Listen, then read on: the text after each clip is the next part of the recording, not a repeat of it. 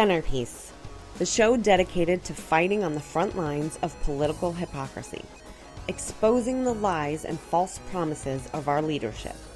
And now your host, the voice of reason, Nick Messer. Hello everyone, and welcome again to another episode of Centerpiece. I am Nick, the voice of reason, Messer, coming at you from lovely Rensselaer, Indiana, here in the studio of my living room. We're joined again a few episodes back. I had my brother on the show, Joey. Joey's back with us again this evening. How you doing, Joey? Hello, everyone. So we're going to have some more discussions this evening. Because, like we talked about on the last episode, Joey was here. Joey tends to be a little bit more on the left side, and the premise behind Centerpiece is not to be an echo chamber. We don't want to constantly hear our own thoughts and opinions reverberated back to us. We want to open the door to discussion with people who may actually have a different political view and a political opinion than what we have. So the only way to do that is to, as far as I'm concerned, is to lead by example. So we're going to have a conversation. We may not necessarily agree, but we're going to discuss it and, maybe learn a thing or two. What do you think? Let's hope. Yeah, it could be a lot worse than that. So, as we were sitting down and we were starting to get ready and we were taking a look at a few things and deciding what we were going to talk about tonight, Joey brought up the fact that he is a part-time Lyft driver. He does it for extra money. I do it too. And he had an interesting experience one day. I did. So what's that all about? All right. So, as you said, I'm a part-time Lyft driver because, money. And so it was like my third ride of the day. It wasn't even that deep into my schedule yet. And so I'm pulling up to this person's house. And I could tell by the name, like, they weren't American. It was like, come on, or something like that. Like, it was just a person who probably didn't speak much English. Okay. Yeah. It happens from time to time. And when I pulled up, it was like an older lady, and I could tell that she had not requested the ride. Someone requested it for her so she could get picked up. Okay. And so her house was on the left side of the road. I pull up on the right side because I want to follow traffic laws. I'm not going to pull up on the left side. Right. You can't pull up there. Right. And so she comes up to my car and she's like, oh, I forgot my mask. Let me go inside and see if I can find one. So I'm sitting there, and then this big honking truck comes up behind me and just stops. And is just like looking at me. And I'm like, what the hell is this? And so then the lady starts like waving at me. Mm-hmm. And I'm like, was she telling me to leave? Like, this is someone to come pick her up? Like, does she know this person? I don't know what's going on. And then I finally get it. She wants me to back up because the truck that pulled up behind me was the person who needed to turn into their house on the right side. And I guess I was blocking their driveway. But yet you got a big honking truck behind you, and now you can't back up. Right. And I didn't realize that I was blocking his driveway. So then he gets kind of pissy and like backs up real quick so I can back up, and then he goes around me. And it's like this older, crotchety man. And he's yelling at me through his window. He's like, I got a big truck. I can't turn on a dime like you can in your car. And I'm like, what you're not going to do is talk to me like that. Yeah, exactly, because I'm still another fucking human being. Yeah, and so then he gets out of his car and does his little limp shift walk towards me. He's like, you got a problem with me asking you to get out of my damn driveway? I was like, no, I got a problem with your fucking tone. I was like, you want to come up behind me and not tell me what the hell's going on, and then get pissed with me that I don't fucking read your mind, that I'm in your way, and you want me to back up, and then you want to come up here and get a shitty tone with me? No, that's not what we're gonna do. You can get out of your car and I'll beat your fucking ass right now. I said, sir, you can go in your house and you can have a good day because I'm about to assist a customer to where she needs to go right now. He's like, yeah, I'll go in my house and I'll get my fucking gun and shoot you in the motherfucking forehead. I said, you can just go in your house and have a good day, sir. Goodbye. And he kept trying to talk over me. I said, goodbye, sir, and like just rolled up my window and ignored him. Okay, so that's a totally different way that I would have handled it. Because I do have my LTCH in the state of Indiana, which so I'm working on getting mine. I don't have it yet. Yeah, we're working on that with you. Because unfortunately you live in a Democrat-controlled county that doesn't like people to have guns and carry them around. So they intentionally make it difficult, Yeah. you know, because you have to schedule an appointment like 9 months out Yeah. for a process that takes like 10 minutes. I thought about possibly carrying it with me empty, no bullets in it, just for show, just in case I needed it. See, But then at the same point, I'm like, if I'm going to pull it, I'm going to need it because it's going to escalate quickly, so I better not. Right. That's exactly what it is. Yeah.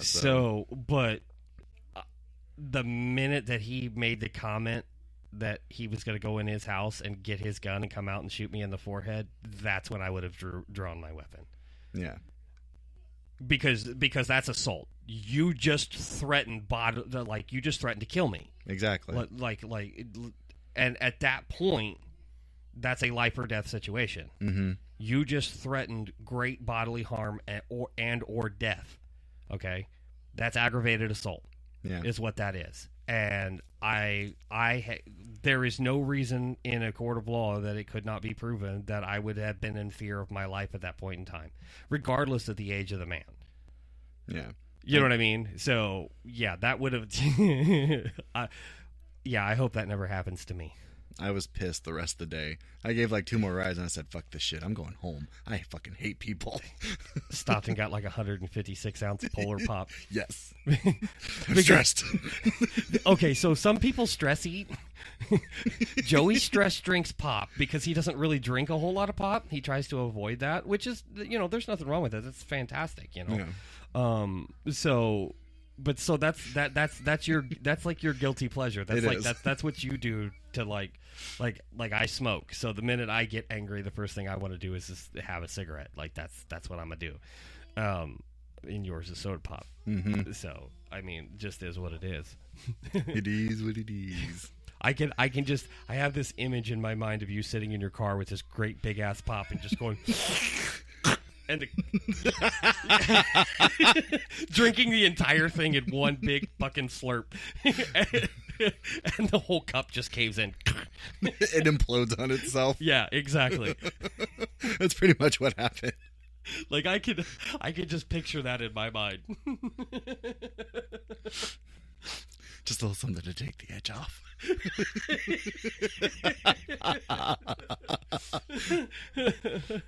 Okay, kids, don't try this at home. I am a trained professional.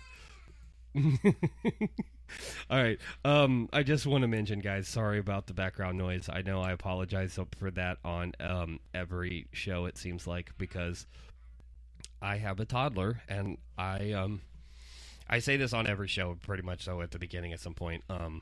I pay to produce this podcast. Okay, I don't get paid for doing this. I'm not sponsored. I'm not with a network or anything like that. So this costs me out of my own personal pocket to do this. So I don't have a quote unquote studio. I do this show in my living room. Guess what else I have in my house? A toddler. Family. People live here other than myself.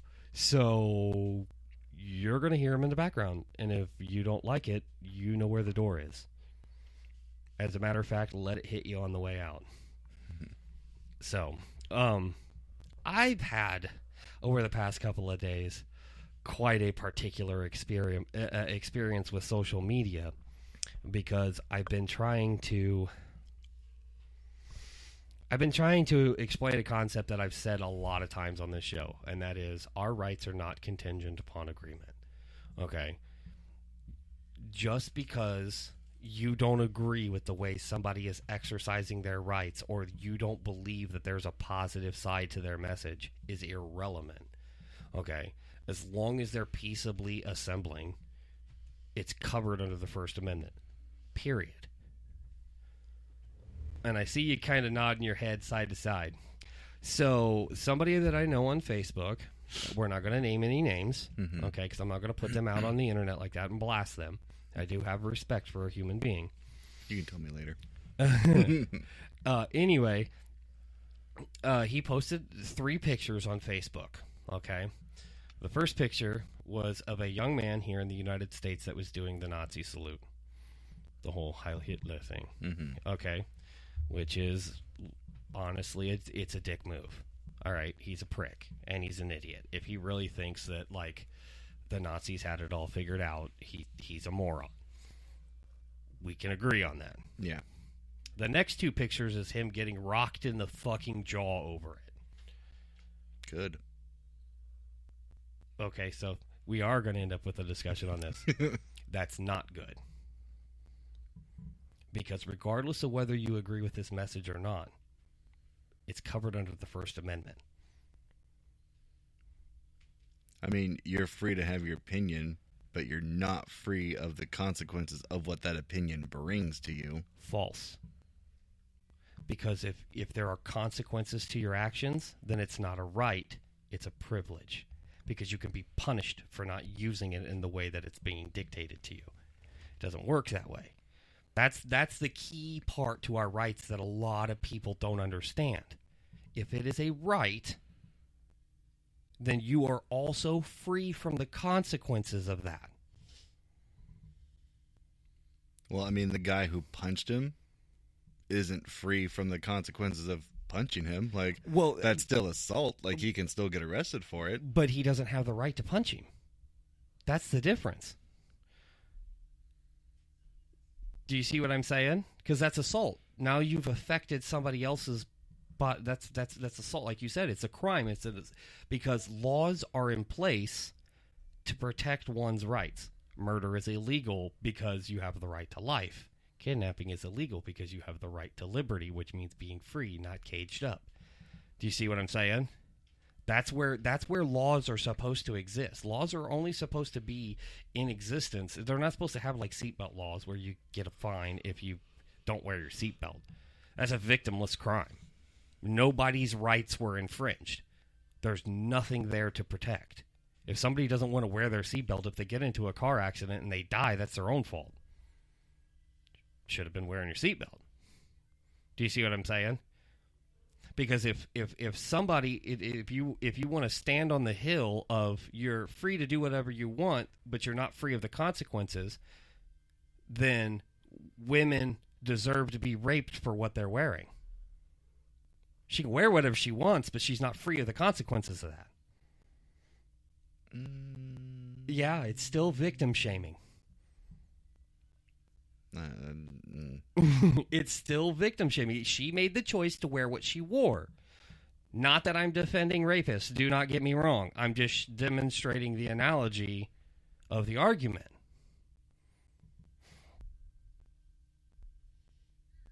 It's not truly a right if you have to deal with the consequences of exercising it. But see, like, I'm not going to agree with that because that's not her asking for it. That's her just wearing clothes. Okay, but I didn't say she asked for it. Well, I'm saying because another person saw what she was wearing and determined that that's what she was saying, that she was asking for it, then she deserved to have it happen. Because if somebody goes out on the street corner and does the Nazi salute, and somebody looks at that and says, I don't like that, and he deserves to be rocked in the jaw, so I'm going to go do it, and we say that he deserved that and he deserved those consequences, then it's got to apply across the board. Well, see, you're also looking at it as black and white, whereas a lot of the situations is what's going to determine it, too. Like, if you're holding up a Nazi sign, that's like white supremacy, I don't like your religion, you need to die for it. Whereas a person just wearing clothes because maybe it's hot out or they're feeling comfortable with their body, deserving to be raped, that's like two different subjects. Like, I see what you're saying. Yeah. But like, everything's not going to be just black and white across the board. Situations are going to be different, and then that's where the gray lines come in. Except for there aren't any gray lines on our rights. Because if we allow gray areas with our rights, then we open the door for them to be twisted and turned into something that they're not. Our rights have to be black and white. They have to be. There cannot be any gray area or interpretation when it comes to our rights, because then we open the door for them to interpret it however they want and then infringe upon them. Here's another example I'll give you. Do you believe that burning the United States flag should be covered under the freedom of expression? I mean, I guess in an instant, yeah, because I mean, there are probably some people out there who hate America and think it sucks. Okay, so then why can't he do the Nazi salute? If they can stand in public and burn the American flag and not have to receive any consequences of that, why can't he? I mean, again, that's kind of different. Like with the Nazi salute, that was directly tied to genocide. Burning the American flag is just like, I don't like your country. There's not been a genocide for America. Okay, I totally agree with you. There is nothing positive about the Nazi ideal. I get it. I'm not saying that there is anything positive about it. I'm saying that that is irrelevant when it comes to our rights. You know what I mean? Yeah. Because I don't have to agree with his ideals to defend his right to freedom of speech. That doesn't change the fact that I will stand directly in front of him and beg him to give me an excuse to actually be able to rock him in the jaw. Do not get me wrong. And I'm basing all of this information just off of the 3 pictures. I have zero context to the situation. All right. If he put his hands on somebody, rock him. You understand what I'm saying? So I don't have any context. So if he just simply stood there, said not a word, doing the salute, didn't touch another human being at all whatsoever, nobody had any right at all whatsoever to rock him in the jaw because, like you said, genocide. And that's kind of what this conversation that I was having on Facebook turned into. They said that all Nazis and neo-Nazis should be eradicated.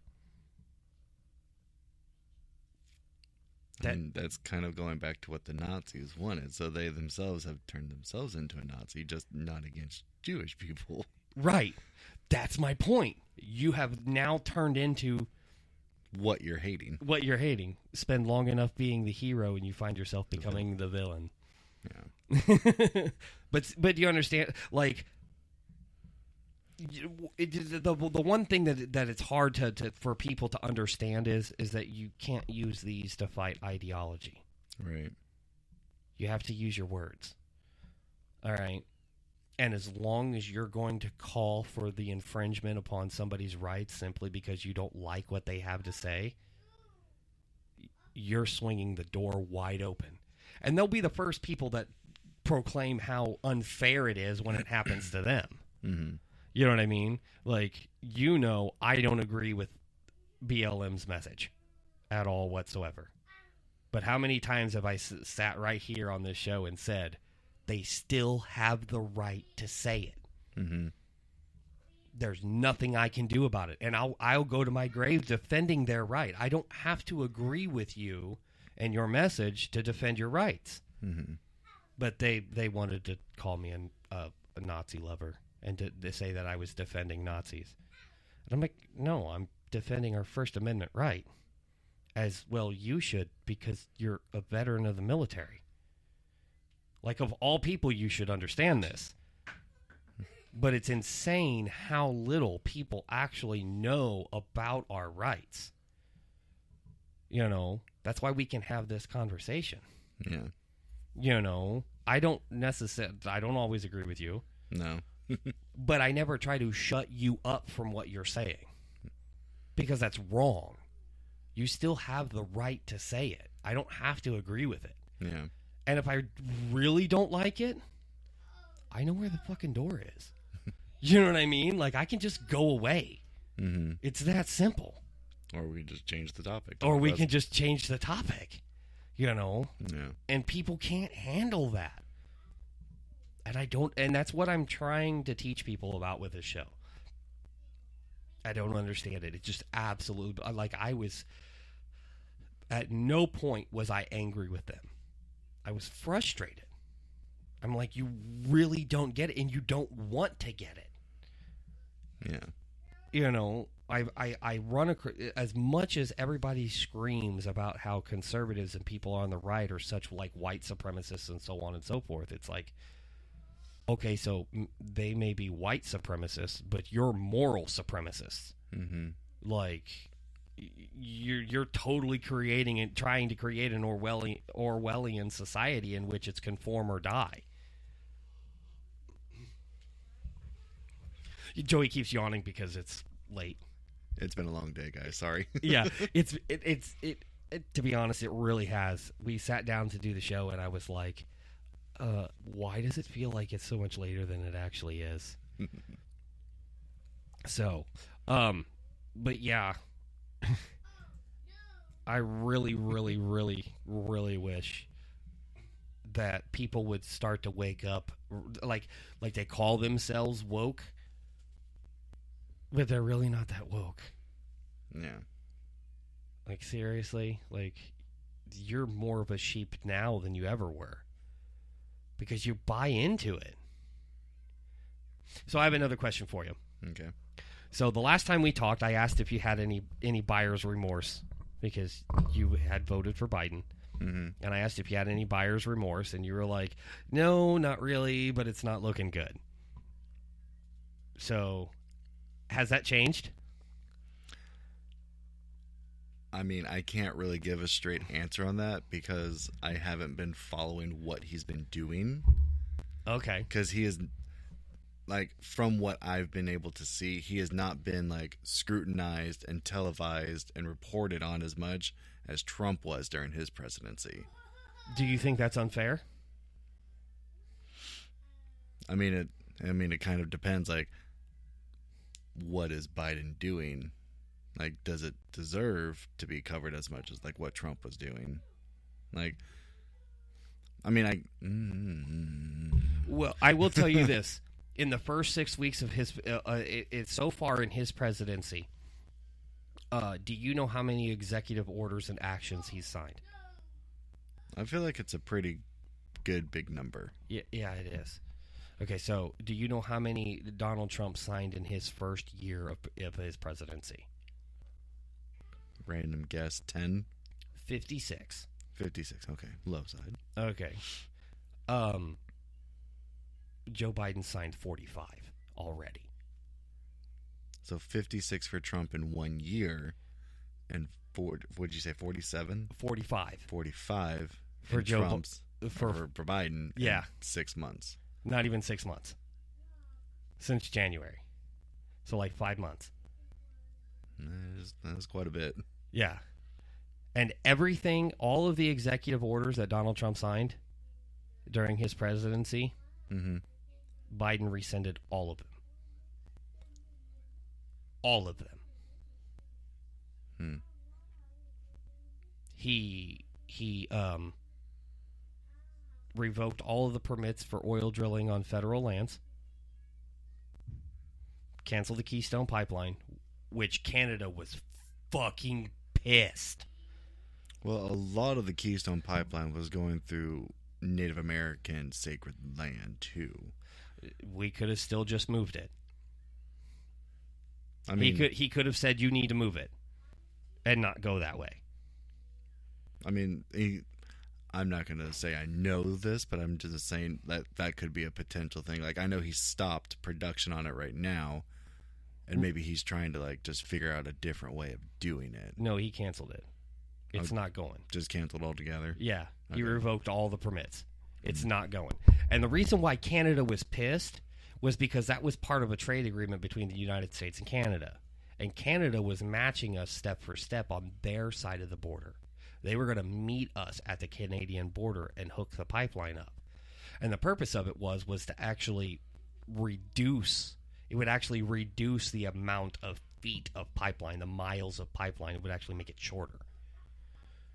It was cutting through and making it shorter and more of a direct route to Canada instead of winding around the way that it was winding around. Because if you have less miles, there's less pipeline to inspect, it's easier to stay on top of issues before they become a major natural disaster because you have a major spillage or something. Like it was gonna be easier all the way around. Like, and they were matching us lockstep all the way until Biden canceled it. And when he canceled the Keystone Pipeline, like I said, he revoked all the permits for drilling on federal lands, and that's why our gas is over $3 a gallon now. See, that's one of the things that Donald Trump did. He said, why are we buying all of our oil from nations like Iran, who hate Americans and finance terrorist organizations? Why are we giving them our money for oil when we have it all right here? We just got to drill for it. Like, by the end of Donald Trump's term, we were exporting oil. Not anymore. So guess who that actually benefits? Russia. Because they were number 2. So now we're Russia gets to make money. As a matter of fact, Biden sent money to Germany to build the very same kind of pipeline to Russia that we were building with Canada that he canceled. Well, I can say I'm not known enough on the topic to have a good enough opinion. I just figured I'd touch base with you on it and see if you had become informed. That's one of the things. Like, I get it.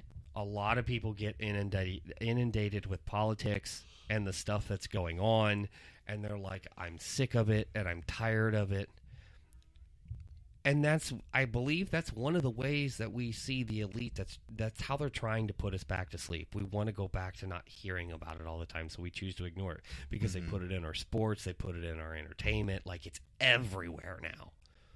You know what I mean? You almost can't ignore it. And before, you could, if you wanted to get away from it, you had a way out of it. You could, go to a sporting event, go to a concert, watch some movies or something. But everything we see now has got some sort of political undertone attached to it. And it's like, man, we can't even get away. So when it comes time to actually sit down and have a discussion about it, it's like, I don't even want to talk about it. But talking about it's how we learn. It's how we come to an understanding of where one person's at and where I'm at. Like I said with the situation with the Nazi kid. I get where you're coming from. And I think now you kind of get where I was coming from on that too. Like, we can see each other's side. Like, I get what you're saying. Like, I don't have an issue with the ideal of crushing something that negative. It's not doing that I have a problem with. It's the precedent that it sets. You see what I'm saying? It opens a door to something way more dangerous than what we're talking about.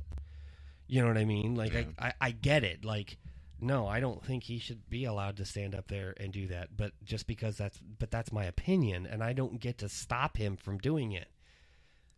Because I'm opening the door for somebody else to decide that what I'm saying they don't like, and it doesn't have a positive message and such. So now they're going to silence me. Mm-hmm. The goalpost will always keep moving. Yeah. You know what I mean?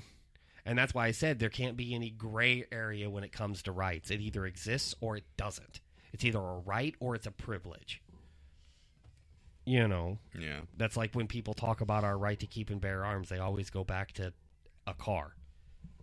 They always want to use the argument, well, we have to have a license to operate a car, and we have to register our car and well, driving a car on the roads is a privilege. It's not a right. Yeah. Because if you don't do it correctly, you could be punished for it. All right. The Constitution says we have the right to keep and bear arms. You know what I mean? Yeah. In defense of ourselves and our country. That's what it's for. There's no wrong way to do that. And if you do it wrong, you know what I mean? Mm-hmm. Because the only way that you would do that wrong is then you're infringing on someone else's rights. And we know that when you try to use your rights to infringe on someone else's rights, your rights become null and void. Yeah. because oh, here's another thing. I could show you a video about Biden. He went on national television and said when the Constitution says we the people, it meant the government.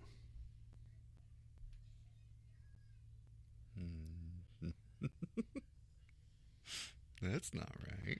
Yeah, he stood on national television and said, we the people, that means us, the government. Direct quote. Well, I never said he was perfect. But I mean, let's be honest. Which one's worse, Donald Trump's mean tweets or that? I mean, he's supposed. To take it into consideration, he's the commander in chief of our military. He's supposed to be the face of the United States of America, and he doesn't even understand our own Constitution. Yeah, that's not a great look for us. I mean, but the thing is, it's okay to be critical of your choice. You absolutely should be critical of your choice. Okay? Yeah. Because when Donald Trump decided that he was going to sign the law that put the that put bump stocks. You know what a bump stock is, right? No. It's an attachment. It's a stock. It's a spring-loaded stock that you put on your firearm. All right? It's a semi-automatic firearm. What happens is when the firearm recoils, you just hold your hand still and you pull the trigger. When the firearm recoils, that spring collapses. Okay, and when it does, it resets the trigger. So then when it comes, and then when you fight the recoil by pushing it back forward, it causes you to fire again. So it increases the rate of fire almost to an automatic speed. But it's a real novelty type of thing. Like, it's fun to do, but it's not real practical in application. As a matter of fact, automatic fire isn't real practical in application anyway.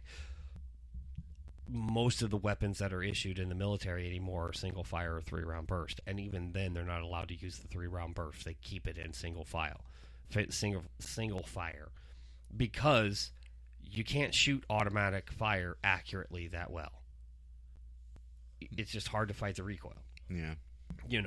So it just, and I was critical of Donald Trump for doing that, because they weren't a problem. We weren't really gaining anything. But this was right after the Vegas shooting, where they said the guy was using bump fire stocks. All right, so like, he was using bump stocks on his firearms, and they showed the pictures, and he had the bump stocks on the guns that they found in the room and all that, which we still don't know a whole lot of information. Like, you probably know as much about it as I do.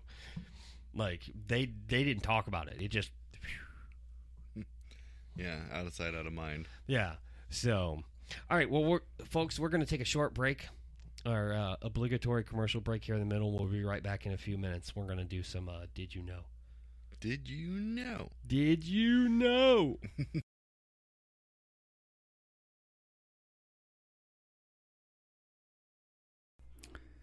Are you a constitutionalist and fan of the Second Amendment? Then you need to listen to the American Gun Show, hosted by me, Jason Reeve, the voice of freedom. We talk about laws, training, and everything in between. Find us on the Firearms Radio Network, iHeartRadio, and every podcast platform. The American Gun Show. Our rights, our fight. The SAF is the most important gun rights organization in existence. Don't believe me? They are responsible for 80% of gun rights cases making their way through the courts right now, fighting to protect your right to keep and bear arms. Still don't believe me? Then head on over to saf.org, where you can read about the current cases open right now. You can also join the fight or donate to the cause. Protecting your rights, one lawsuit at a time. Visit saf.org today.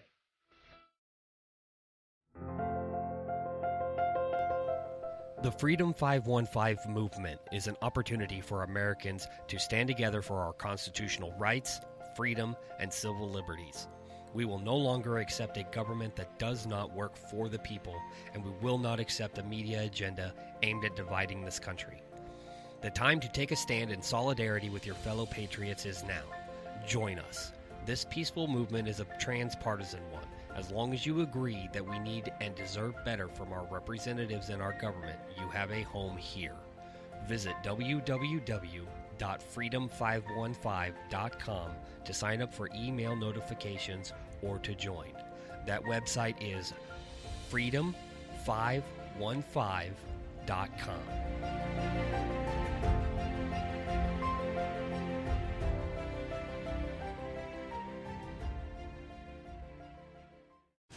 Human trafficking is modern-day slavery.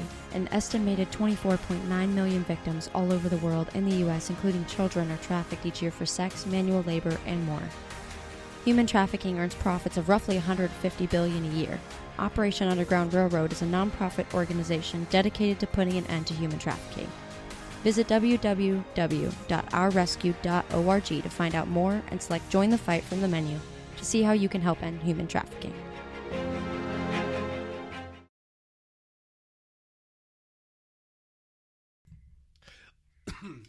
All right, folks. Thanks for sticking around with us through our obligatory ad break there.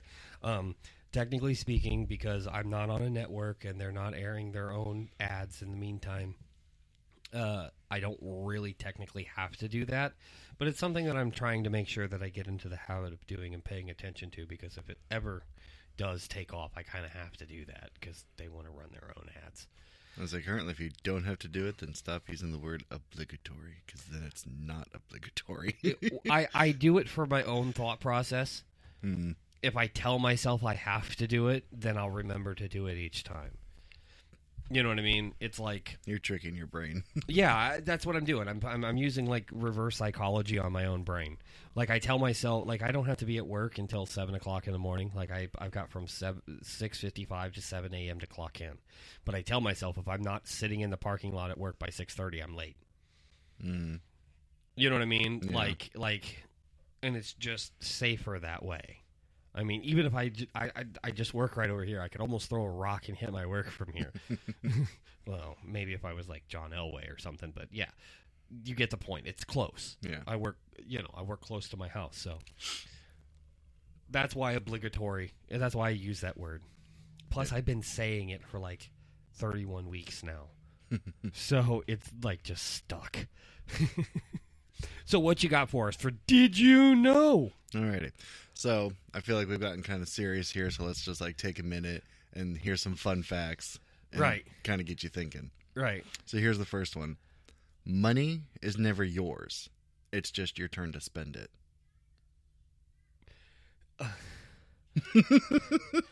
Yeah, exactly.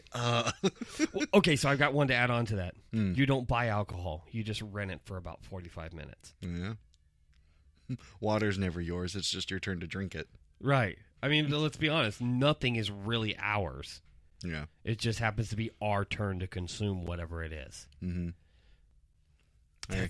God, fuck you, Joey. That's profound. That's fucked up, dude. Well, all right. If you want to think about it, technically, we're just poop cannons, and we refuel it by eating. Did you know when two people kiss, they're just two assholes connected by a long tube? Exactly. All right. Here's the next one. You know, you never see commercials for microwaves. Not anymore.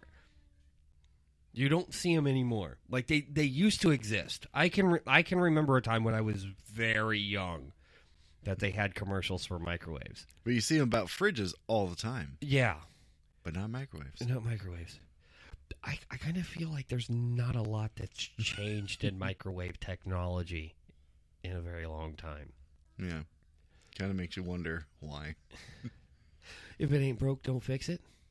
But I mean, then why I mean, is like what could you really? But then again, then you could say the same with the fridge. like what's changed about keeping shit cold? Well, now they've got like all the interactive faces on the front. You can like leave notes and like put pictures on it. It's like, it's a fucking fridge. Why?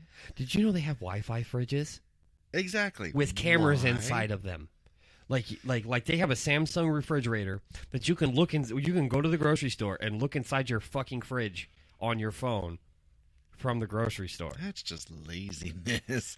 When you said cameras, I was like, oh, great, a bitch going to see what I'm eating at 2 a.m. when I get up to go pee. The camera's inside the refrigerator, and you can activate the light on the inside of the refrigerator and see the contents of your refrigerator from your cell phone. And that sounds like it's lazy and a bit redundant, but do you know how many times I've come home from work and there'd be no milk in the house? And I drove by, like, 3. I drove by 2 gas stations and 2 grocery stores on my way to my house. Like, I could have at any time stopped and got milk. Yeah. And not known. All right, well, here's the next one. Siri, Google, Alexa is a full sentence.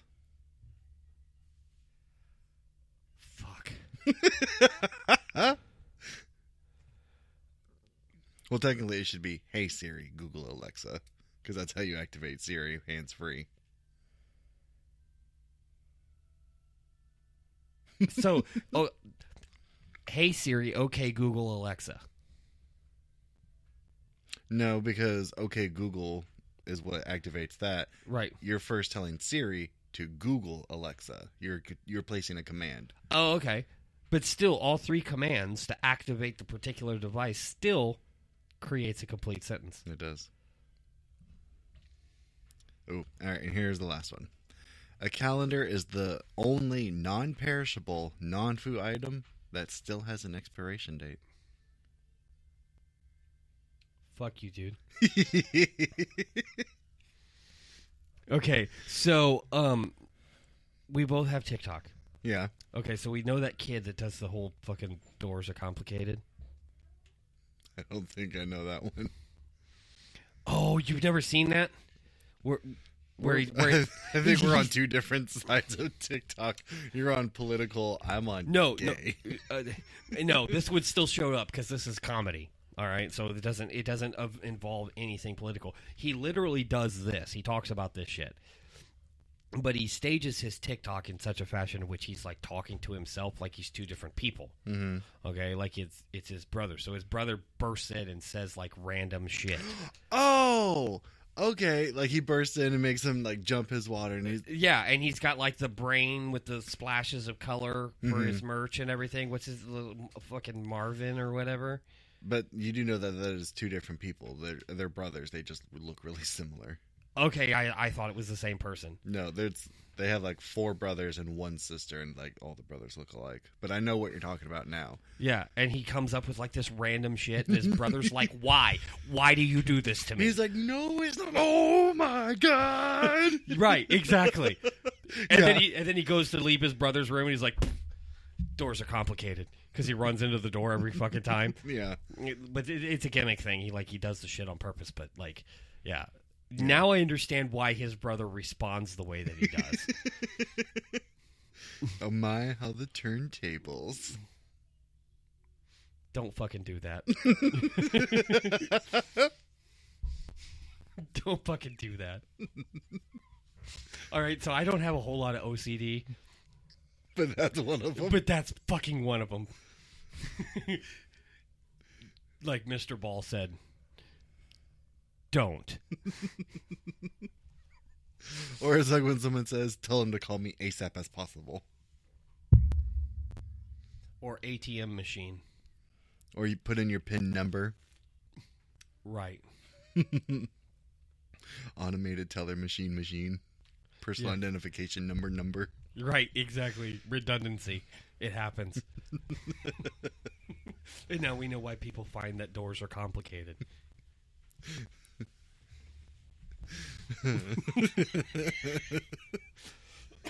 He says some of the most random stuff. It's literally like shower thoughts. Yeah. You know what I mean? I fucking love shower thoughts. Yeah, but I mean, like, and shower thoughts is like, why do we park on a driveway and drive on a parkway? We have fingertips, but we tiptoe. Right. Our nose run, but our feet smell. Exactly. Yeah. If you send something on a vehicle, it's called a shipment. If you send it on a boat, it's called cargo. Yeah. Cargo space? No, cargo road. Carno can do that.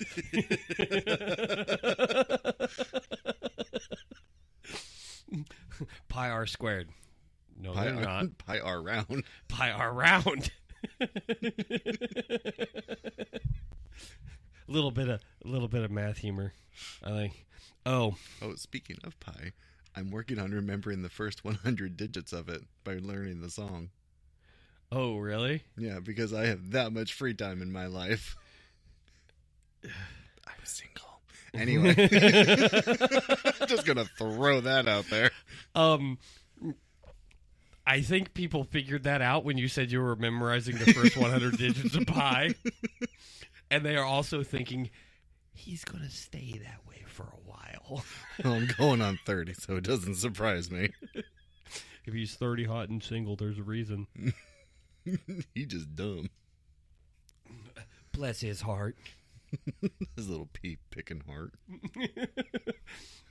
That's something I want you guys... Okay, so if you're listening to this and you're from any of the northern states and you've never been, like, anywhere south and east of Texas, if you ever go there and they say something to you and then they follow it by bless your heart, it was an insult. Yeah, that's not a compliment. That's a, oh, honey, you're lucky, you're pretty kind of thing. Yes. That's exactly what that is.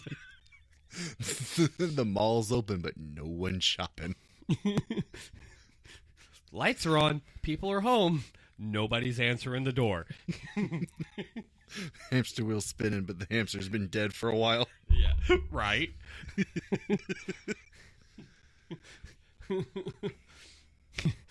View card's short of a full deck. It's the whole deck's there. It's just 52 card pickup.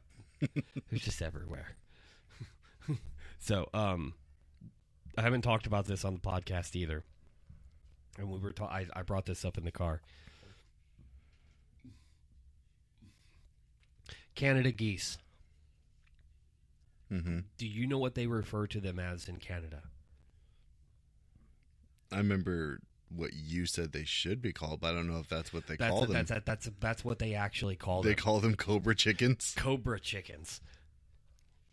I mean, it makes sense. Those little shits are evil. They are fucking evil. Like, my goal in life one day is to have one of them charge at me so I can grab it by the neck and just fucking yeet it.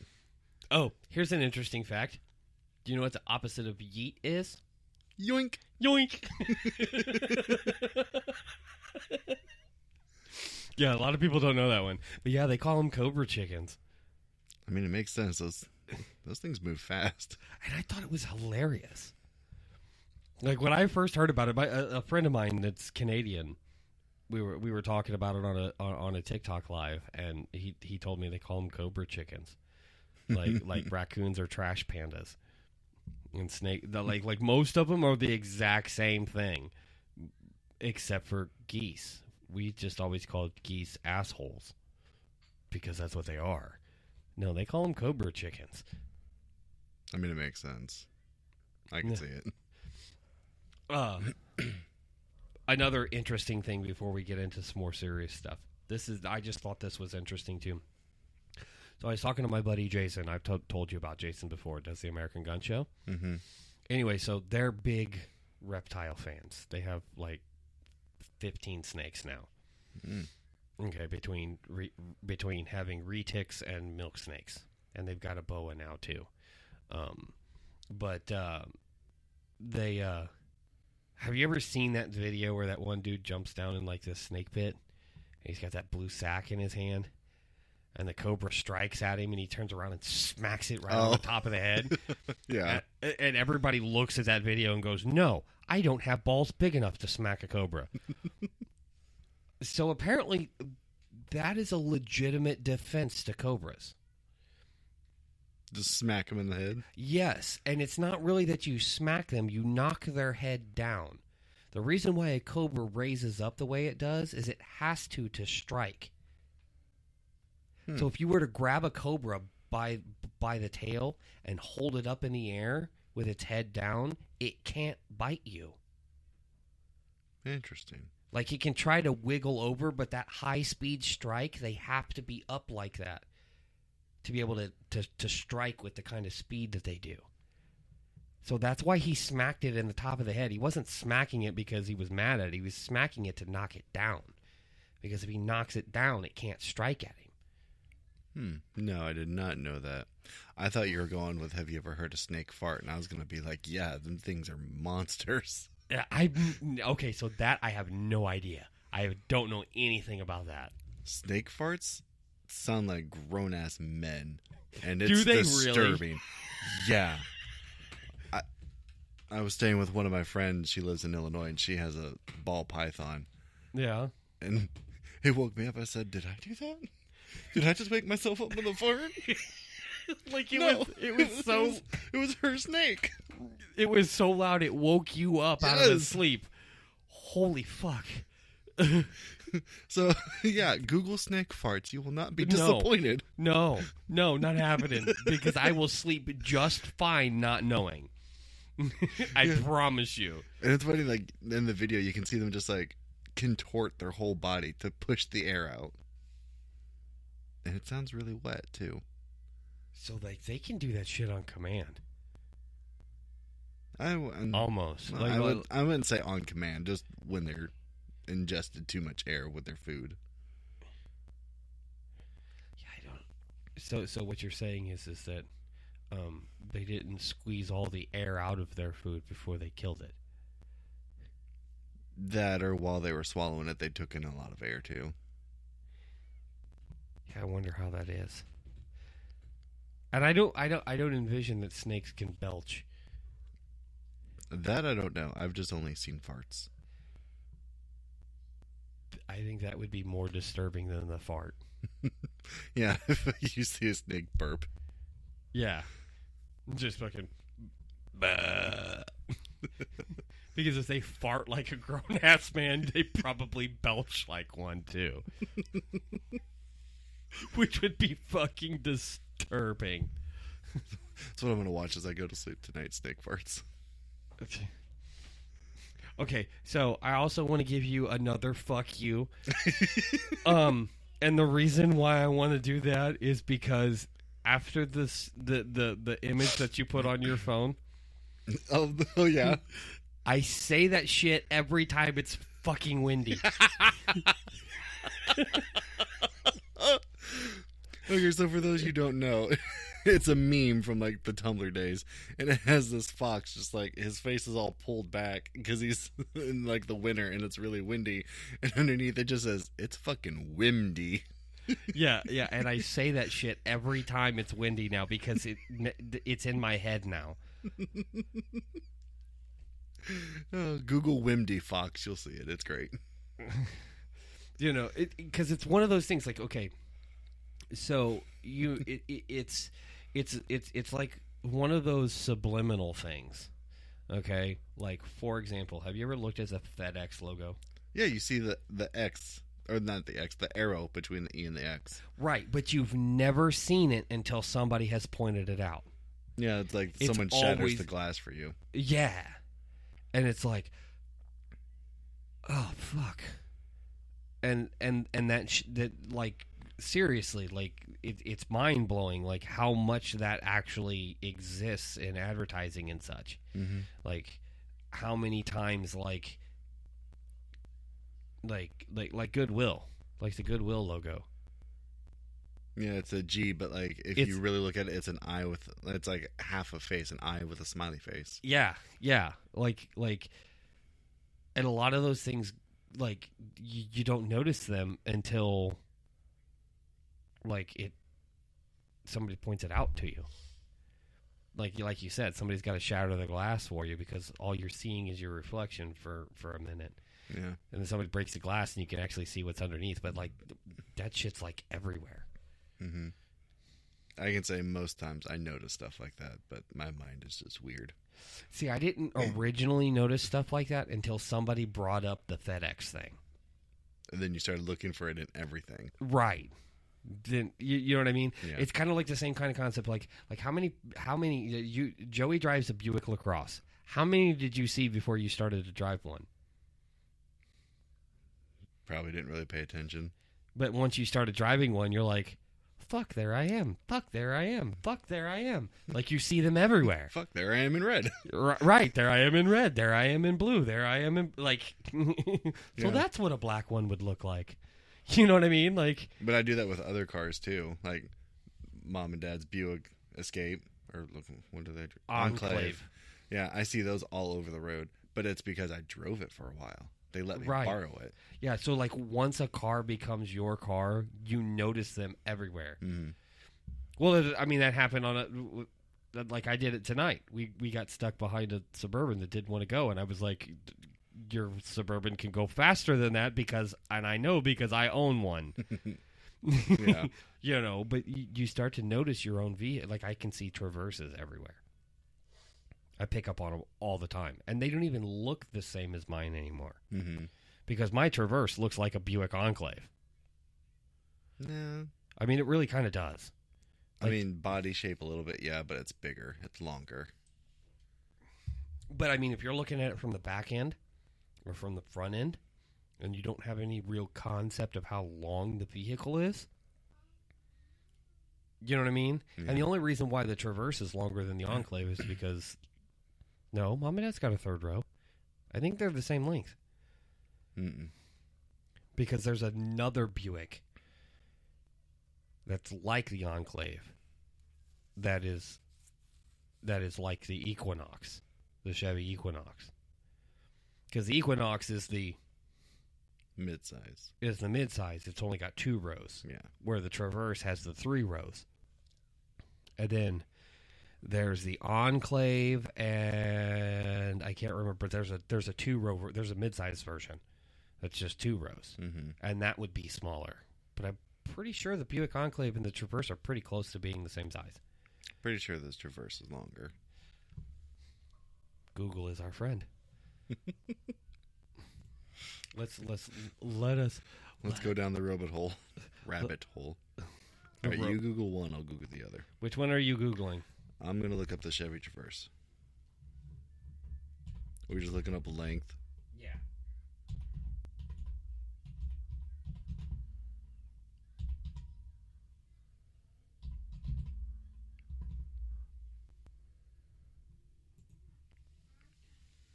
Do we want to look up specific years? Because the first one that comes up for me is the 2021 Chevy Traverse length.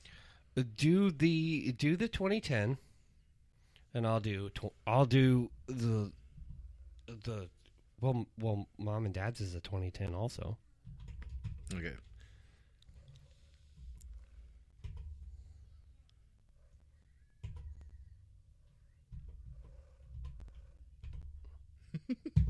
Year 0 was just like, no. Oh, suck it. I was right. The 2010 Chevy Traverse is 205 inches long.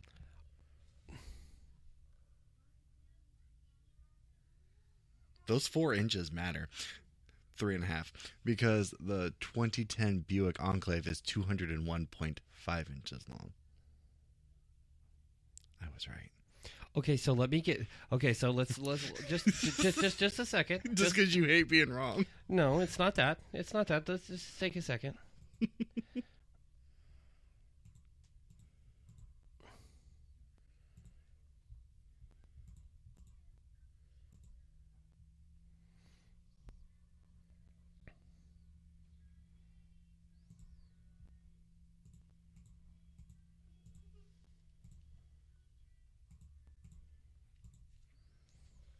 Okay, so we're talking less than a quarter of a foot, smaller than the width of a 2x4. Okay. And I noticed it. Yeah, I don't think so. Mm-hmm. Because, yeah, I'm not going to notice it. Well, that's you. At that kind of scale, I'm not going to notice it. I did. Okay, so then which way does my floor lean? What does that got to do with the price of tea in China? Which way does my floor lean? I don't know. I haven't paid attention to that. That wall to that wall is 16 feet. Which way does my floor lean? Like, are you saying your floor is uneven and like which way Yeah. does it lean? Probably this way. Just from walking on it, I'm pretty sure that's how it is. Am I right? It's like that way. I was in the right general direction But then. it's like that way. It's like in between. But yeah, it goes on an angle that way. If I put a ball down here, it would roll over there. Well, it- then I and guess it's a- subliminally I noticed it then. Okay, so well, cool. I got a brother that can notice some shit. I can feel that. I can tell it by walking on it too. Mm-hmm. And I'll be honest with you. If you took and put the Traverse next to the Enclave, I could tell the difference if I put them side by side. Yeah. But to look at one and then look at the other, I'm not going to notice the difference between I'm not going to notice 3.5 inches. It's just not going to happen. Yeah, for me, like it feels like it's more than 3.5 inches. Like I could easily tell them apart. Like even just thinking about it in my mind, I can see the difference in them. Well, I mean, I can look at them and see the difference in them because they're not quite designed exactly the same. Like they're close. They're competitive vehicles. Yeah. I mean, they're meant to compete against each other. So competitive vehicles often look like the thing that they're competing against, except for a few exceptions like Thunderbird versus Corvette, Camaro versus Mustang. Like some of those things just they don't. They have their own like iconic image that they've gone with, but your sedans and so on and so forth, your competing sedans and such. I mean, Cadillac and Lincoln. Mm. You know what I mean? Look how close they look to each other. You know what I'm saying? Like they're not identical. You know what I'm saying? But if you've seen a Cadillac, and if you've seen a Cadillac or and a Lincoln side by side going down the road, you would be able to tell which one was which. But if you see just one of them going down the road, you can look at it and go, it's either a Cadillac or a Lincoln. But I'm not quite sure which one it is until it gets close enough that you can read what it is. Mm-hmm. And that's kind of the deal with the Enclave and the Traverse, because they're competing vehicles from two different manufacturers, so they're intended to look like their competitor, but not enough. Plus, it has to be different. Yeah. Like they can't be the exact same size. They patent every one of their vehicles, so dimensions is one of the things that is included on the patent. So they have to have a different size. One has to be bigger than the other. Right. I'm just weird enough to be able to notice it. Yeah, I would have never noticed it. And had we not talked about it, I would have never even looked it up. Because that's how much I don't care. Did you know Did you know? that a Chevy Traverse is longer than a Buick Enclave? Y'all just learned some stuff tonight. Yeah. But, so, do you know, one last, serious topic here. Mm-hmm. Do you know anything about what's going on between the Palestinians in the Gaza Strip and Israel right now? Not really, just because I don't really watch the news. It's too depressing for me. But, I mean, if I can guess, they're probably at war with each other. Like, aren't they usually? Yeah, there's a lot of... We actually have U.S. senators and representatives here in the United States condemning Israel for defending themselves. They sit here and say that our one of our biggest allies is an apartheid state. Why are we mad at them for defending themselves? Because the Palestinians don't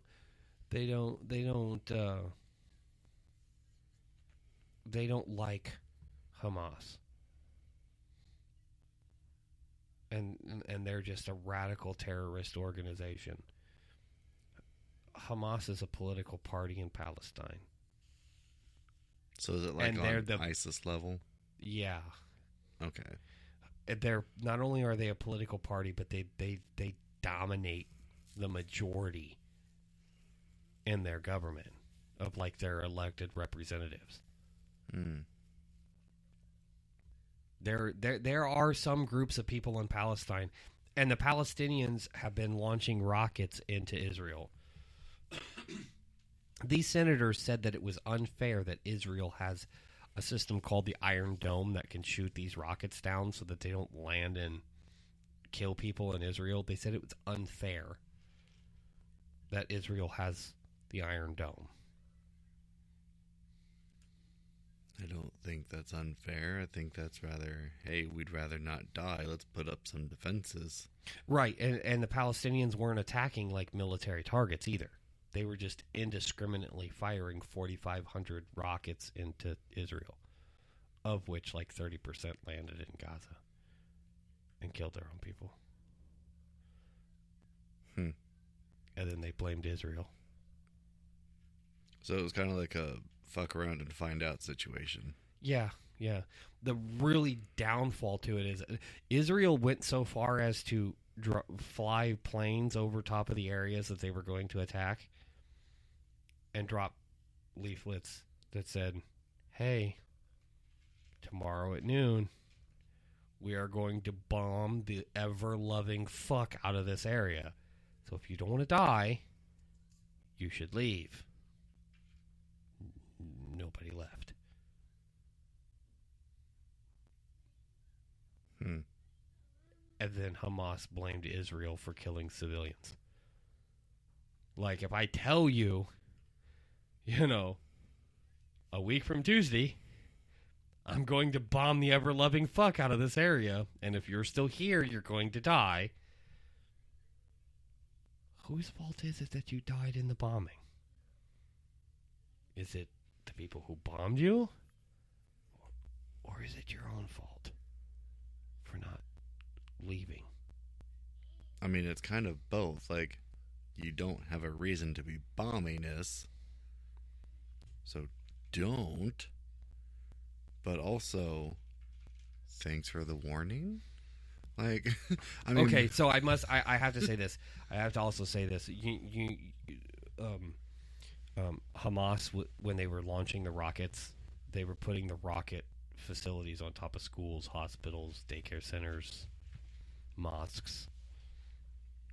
Like they didn't have like military sites that they were doing it with. They were literally using civilians as human shields. Yeah, that's kind of fucked up then. You know what I mean? And that's why they were dropping the leaflets like, hey, your major political party and your little government here is like they're doing some dumb shit. And like, we're going to have to come destroy their equipment. But unfortunately, the equipment's like in your neighborhoods. So like, we're going to have to blow some shit up. So if you stick around, you're probably going to get hurt. You should probably leave. You know what I mean? Like, it wasn't like, hey, we're coming to kill you. It's like, we don't really want to kill anybody. We just want to destroy the machines. So, like, if you just leave them there and go away, we'll come destroy the machines and then you can come back. Yeah, whole situation's just not good in general. I think we can agree with that. It really boils down to that. Okay, so do you know what the biggest beef between Israel and the Arab nations is? The Arab nations don't want to share Jerusalem. Because it's like the promised land? That's their, like, holy city. Okay. And on 3 separate occasions, Israel offered to just say, we'll just call Jerusalem sovereign territory, period. Like, it happens to be surrounded by Israel, but it's not part of Israel. It's a sovereign, like the Vatican City for the Catholics. It's like sovereign territory. It's something all its own. Nobody gets to lay claim to it because it's a holy city for all of us. No, we don't like that. We're going to kill you. And they literally started a war over that. That was back in like 1947. Like on 3 separate occasions.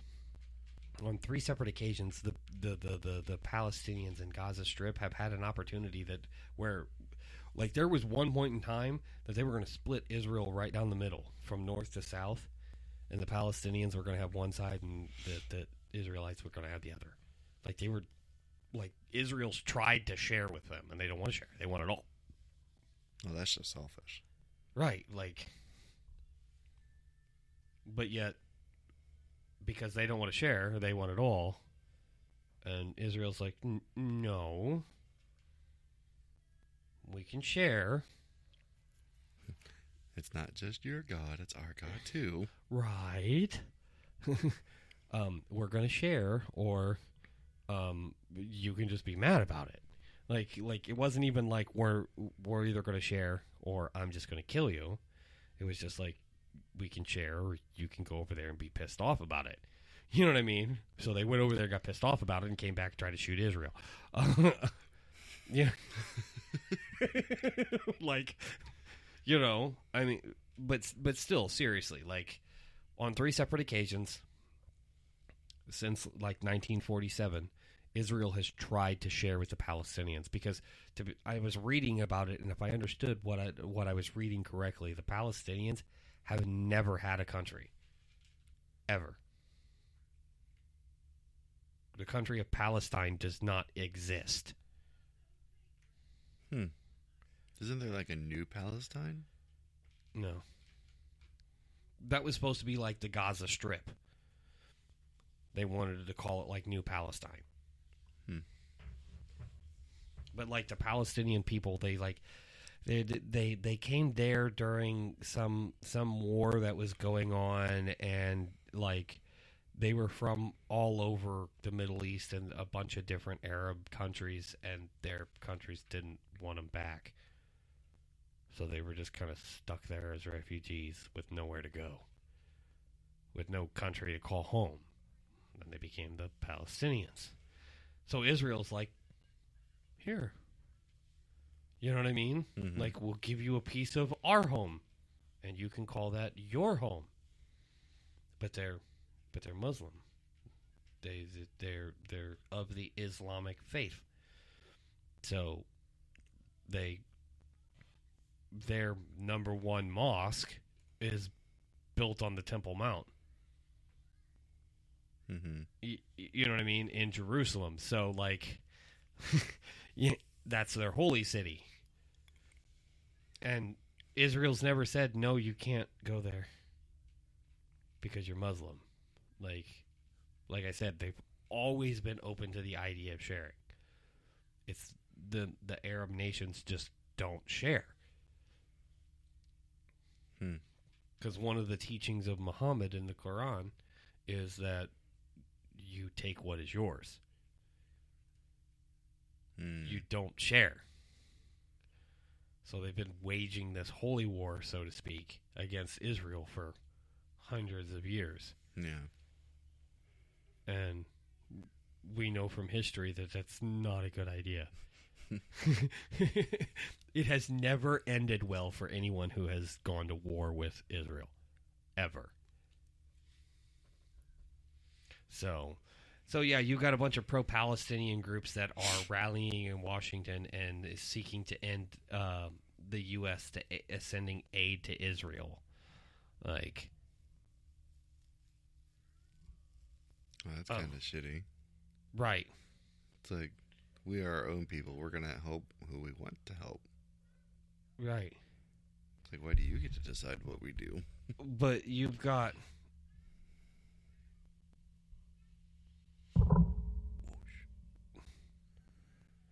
Hold on.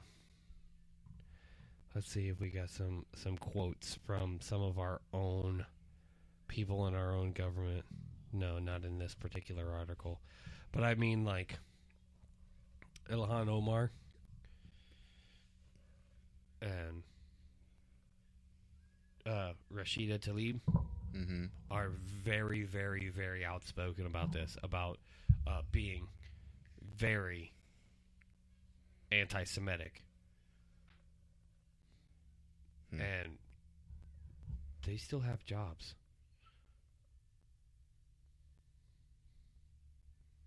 Like, I've seen people get canceled Gina Carano lost her gig on The Mandalorian, which was a big deal. Yeah, I remember hearing stuff about that. They said that she was anti-Semitic, even though she wasn't anti-Semitic. Nothing about her post that they banned her for was anti-Semitic. She just happened to be conservative, and they wanted an excuse to ban her, so they did. And then just completely fucking canceled her over nothing. But then we've got our own representatives in our government saying shit about how evil Israel is for defending themselves. Like I said, I think it was Rashida Tlaib that said it was unfair that the Iron Dome exists.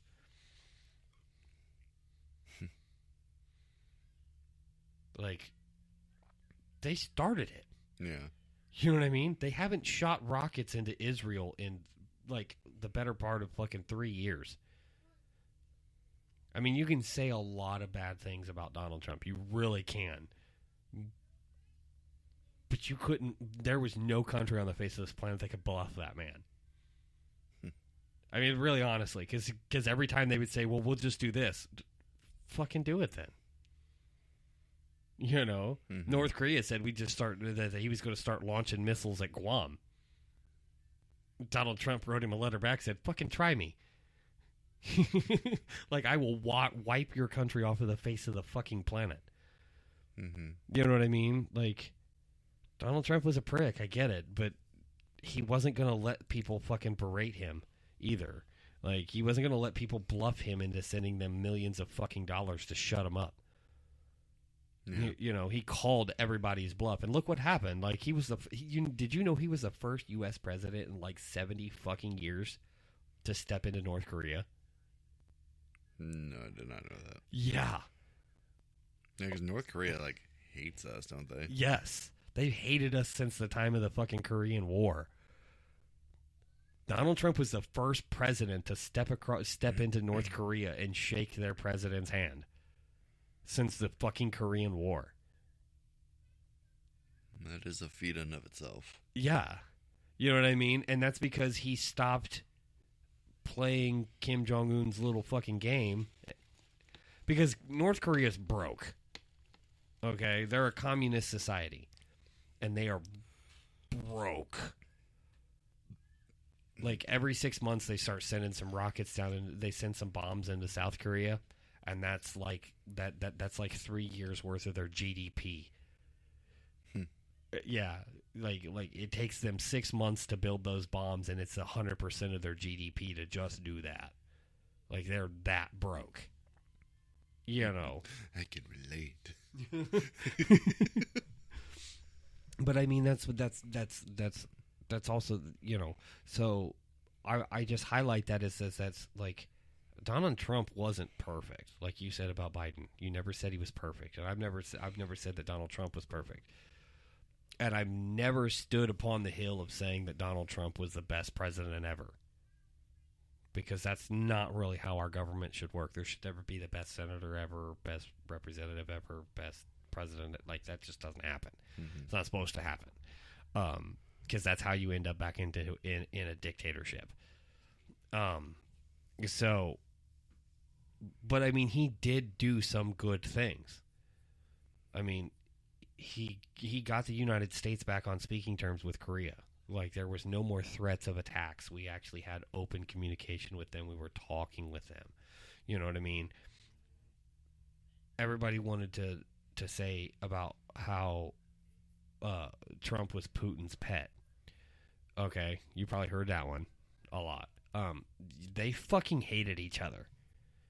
I don't know if you knew that or not. Mm-mm. They fucking despised each other, but they also knew that neither one could play games with the other. You know what Putin did to fucking Joe Biden?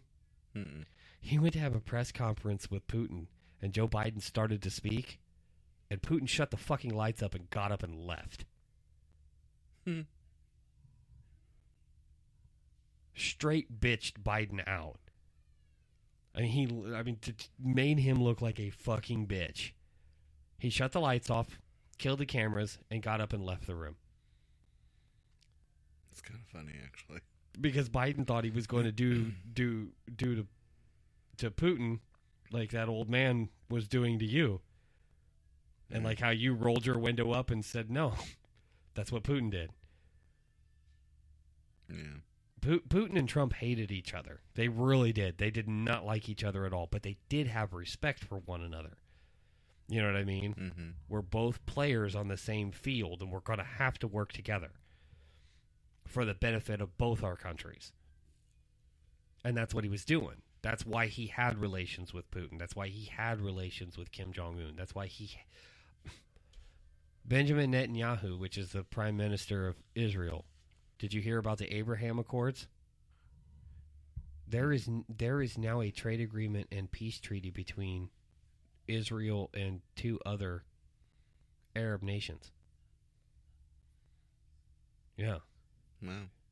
The United Arab Emirates and Yemen signed on as a peace and trade deal with Israel. And that's something that Donald Trump brokered. Like, he did some good stuff. He also got on Twitter and ran his mouth entirely way too much. Yeah. He really did. He really did. He really did. You know, and it killed his political career because he did that. Donald Trump's an attention hog. He's got to be the center of attention. He doesn't care how flamboyant or abrasive he has to be in order to get it. Just is what he is. Sometimes that's the guy you need, though. Sometimes it isn't. So, all right, folks. That's going to do it for this evening's broadcast. We'll be back with you next week. Same bat time, same bat channel. Until then, take care of yourselves. Good night.